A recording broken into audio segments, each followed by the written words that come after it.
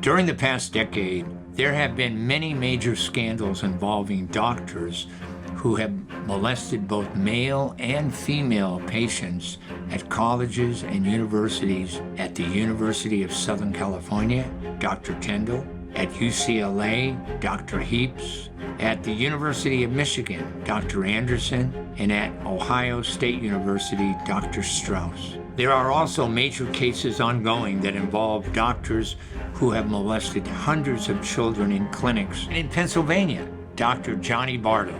The Roman Catholic Church, the military, the Boy Scouts, colleges, and universities, they all have withered under the spotlight of sexual misconduct scandals and promised that abuse will no longer be swept under the carpet.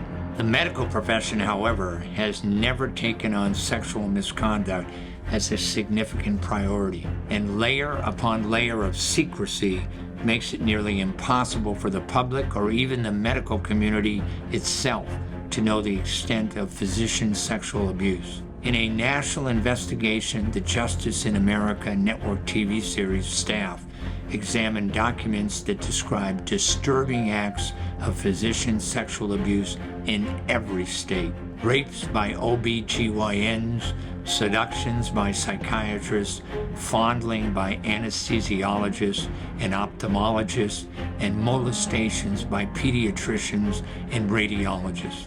Some doctors were disciplined over a single episode of sexual misconduct. A few physicians with hundreds of victims are among the nation's worst sex offenders. But the toll can't be measured by numbers alone. For patients, the violations can be life-altering. The betrayal even pushed some to suicide. How do doctors get away with exploiting patients for years? Because some victims say nothing. Intimidated, confused, or embarrassed, they fear that no one will take their word over a doctor's. Colleagues and nurses stay silent. Hospitals and healthcare organizations brush off accusations or quietly push doctors out, the investigation found, without reporting them to police or licensing agencies. Society condemns sexual misconduct by most citizens and demands punishment. But when a physician is the perpetrator, the nation often looks the other way. Physician-dominated medical boards give offenders second chances. Prosecutors dismissed or reduced charges so doctors could keep practicing and stay off sex offender registries. Communities rallied around them. The medical profession has never taken on sexual misconduct as a significant priority. Over and over again, records show predatory physicians took advantage of a doctor's special privilege, the daily practice of asking trusting people to disrobe in a private room and permit themselves to be touched. Sexual conduct between a doctor and a patient, even if ostensibly consensual, is strictly forbidden. In ethical terms, it's a never event. In a legal sense, it can be a crime. Physicians know it's a line that can't be crossed. Its prohibition is as old as the Hippocratic Oath. Only 11 states have a law requiring medical authorities to report to police or prosecutors when they suspect a sexual crime has been committed against an adult. Secrecy is the enemy, and that enemy is at work today when it comes to abusive doctors. It takes dedicated lawyers like Manley, Stewart, and Finaldi to hold them accountable and obtain compensation for their victims. They will discuss a broken system that forgives sexually abusive doctors in every state, why a national tracking system doesn't show the extent of physician sexual misconduct, why sexual misconduct is difficult to uncover, how predatory physicians get away with their crimes, what constitutes a sexual assault, how often do medical professionals commit acts of sexual assault against patients, who is liable if you are sexually assaulted by a doctor, what you should do if you were sexually assaulted by your doctor, and other relevant and important issues. In this insider exclusive Justice in America Network TV special, Justice in America, America's Predator Doctors Crisis, Our news team is on location with John Manley, founder and partner at Manley, Stewart and Finaldi, and Morgan Stewart, partner, and Courtney Tom, as well as some of their clients, to discuss these issues. Manley, Stewart and Finaldi is the nation's leading firm representing patients sexually assaulted by doctors. They have recovered nearly $2.5 billion in compensation for patients since 2018. They have served or are serving as lead counsel in these cases.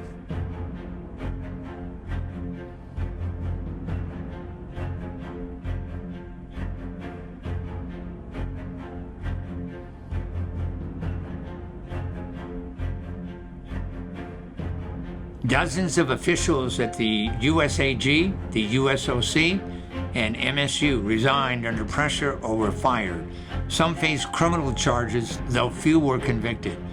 The scandal led to the Protecting Young Victims from Sexual Abuse. In 2018, MSU agreed to pay $500 million to settle lawsuits accusing university leaders, including its president and athletic director, of enabling Nassar's abuse. In 2021, the USOPC and the USAG settled lawsuits brought by more than 500 athletes for $380 million. This is the Insider Exclusive, live from Orange County, California.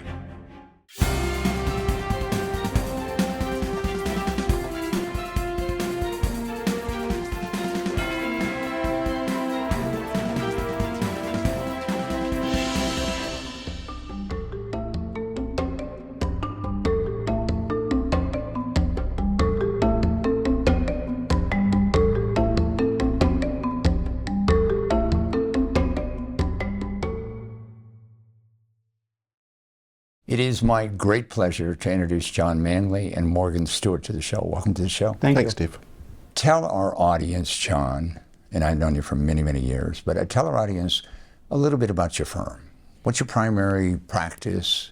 So our firm, Manley, Stewart and Finaldi, specializes in childhood sexual abuse and adult sexual abuse. So what we do is we represent victims and survivors of sexual abuse, ranging from small children all the way to adults who are sexually assaulted. Mm-hmm. And we've been doing that work since 1997. Right, and you've had cases, Morgan, that span schools, churches, the Boy Scouts, the whole 9 yards, the Olympics, right?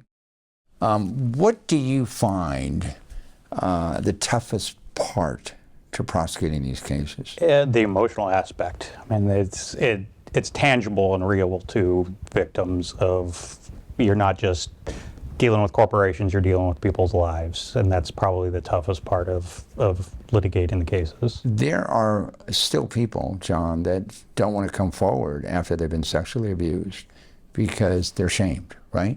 How do you deal with that? How do you convince somebody that they should get justice? I don't want to try to convince anybody to do this. What I want to do is give them their options, and if filing a lawsuit to hold their perpetrator and the institutions that enabled them accountable is part of that process, we're happy to do it. What I say to clients is, and I think the perception is by a lot of people that lawyers and clients in these cases are just chasing money. That's not what we do. And I tell our clients, look, what you want to chase is healing. A jury can smell in 2 seconds if your goal is money. For the vast majority of our clients, they want some kind of accountability and justice. And by doing that, in a way, it can be very healing. Forcing your perpetrator to sit across the table from you, or even on a Zoom, and having a lawyer ask the serious questions that need to be asked, can be very empowering and very healing. And the reality is that when this happens to you as a child or as an adult, it's essentially emotional murder. It affects you for the rest of your life. So we want to be a part of that process to bring accountability and healing, by what we do. And I think I'm proud to say we're exceptionally good at it. As you both know, I've done a lot of cases, different practices, and I remember 15 years ago when we first met, I realized that to you, this is a mission. So I remember when I was interviewing the folks at the Innocence Project, and I was asking them, how much longer are you going to do this? My question to you is, you'll do it forever, won't you? Yeah, sadly, I think Morgan and I and others in the firm all agree that we could do this forever because there's no shortage of it. And what I've discovered doing this over the last 30 years is this is a no bullshit public health problem. We have a serious problem in this country with adults abusing children. It's in institutions. And frankly, the laws and the courts haven't dealt with it appropriately. And I think a lot of if you go to prisons, if you look at homelessness, if you look at a lot of the social ills that plague this country, what you're going to find is a huge majority of those people were sexually assaulted as children. It's a public health problem. Okay, what's the solution? Well, I think the answer is, number one is, for example, teachers. Teachers get a background check when they're hired, and then no one looks at them again. The number of public school teachers that are being arrested for this across the country is staggering. When I started doing these cases, if you'd have told me that we have districts where we have not a few, but dozens of perpetrators in public schools, I would have been shocked. It's commonplace for people to believe that if you prove somebody abused somebody, then you win. That's not what it is. That's not the way it works. In order to show liability, also known as civil guilt, of a school district or an institution that harbors a pedophile, you have to show either negligence or they knew or should have known that this person was abusing children. In every one of these cases that we try or settle, we've proved that there was knowledge, that the institution knew and hid it. And that's a big question I want to ask you. Proved. How? Because oftentimes complaints will be issued, correct? Mm-hmm. And somebody will have a forgetful memory. I don't remember that. Or they won't investigate it. How do you prove it? Number one, you prove frequently the survivor themselves reports. Mm-hmm. So if the survivor reports, that's enough. But oftentimes it's the documents. I mean, you'd be stunned at how often there's a report to a principal, a vice principal, another teacher, all of whom... All documented, all in their documents, and they do nothing. They're all mandatory reporters under the law. Now, we've talked about what the administrators should do. Let's talk about some of the clients that you've represented.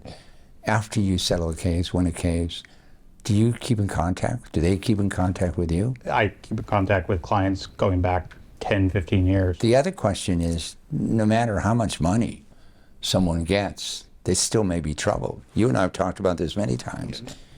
They may have dysfunctional relationship with other people throughout their life. Yeah. They may become addicts, using alcohol. How do you deal with that? What makes us different is that, we're not car crash lawyers. We're not product liability lawyers. We're not business lawyers. This is all we do. The law in this area is complex, and I think largely because of some of our larger settlements, we've seen a lot of other lawyers who do all kinds of various other things market themselves as sexual abuse lawyers. And they're free to do that. The problem with that is that, number one, you don't understand the law. Number two, you can't bring a client and go, well, what did he do to you? Did he rape you? You don't do that. This is, what happened to these people is incredibly traumatic, and you want to be very careful how you speak to them. You want them to hopefully only have to tell their story once. And you don't want this process to re-traumatize them. So, we struggle very hard to make sure that the client gets the help they need, both in the process and afterwards. The whole point of the money is to get them the help they need to recover their humanity. What most people don't really appreciate is, and I say it all the time, sexuality is part of our humanity. It's the way we express love. And when you take somebody's ability away to love, it's profound. And so we're very conscious of that. And this is, for us, this is not just another case. It's our vocation. It's what we do. And everybody in this firm, to a person, believes in our mission.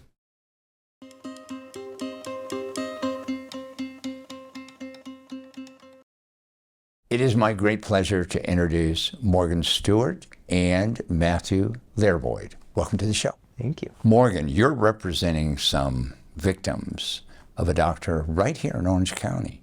Can you tell us who the doctor is and what the case is all about? The doctor is William Thompson, a Hoag-related affiliated physician in Newport Beach, has been accused of sexual assault of hundreds of males.